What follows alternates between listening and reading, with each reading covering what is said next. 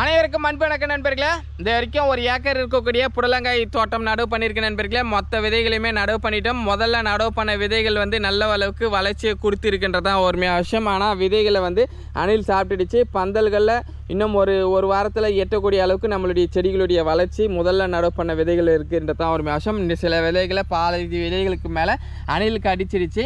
அதோடைய செடிகளை திரும்பியும் ரீப்ளேஸ்மெண்ட் பண்ணியிருக்கும். அதோடைய வளர்ச்சி பாருங்கள், இன்னும் கொடிகள் வரதுக்கே ஒரு 10 நாட்கள் ஆகிடுன்றதான் ஒரு அவசியம்.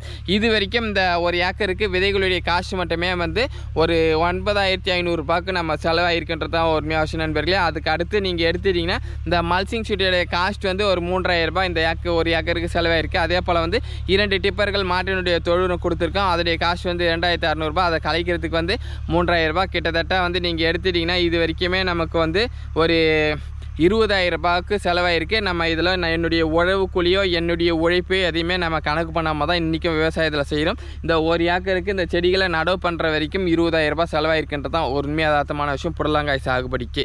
இதே விதையினுடைய காஸ்ட்டை பொறுத்து இந்த விலையேற்றம் மாறுபடுன்றது தான் ஒரு அவசியம். சிலர் அதிகபட்சமான விலையை வாங்கி நடவு பண்ணுவீங்க. நாம் வாங்கியிருக்கிறது விலை குறையான விதைகளை மட்டும்தான் வாங்கியிருக்கின்றது தான் ஒரு உண்மையாதார்த்தமான விஷயம் நண்பர்களே.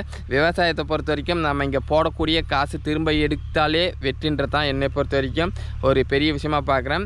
நாம் செலவு பண்ணக்கூடிய தொகையை தாண்டி நமக்கு லாபம் வந்தால் ரொம்ப ஒரு மகிழ்ச்சியான விஷயமா இருக்கும் விவசாயத்துக்கு இன்றைக்கும் அடிப்படை விலை நிர்ணயம் செஞ்சு கொடுத்தா விவசாயம் வளர்ச்சி அடைந்தால் மாறிடுன்றது என்னுடைய கருத்து. விவசாயமாக இருக்கலாம் பிடிக்குமோ ஒரு லைக் சப்போர்ட் பண்ணுங்கள். நன்றி வணக்கம் நண்பர்கள்.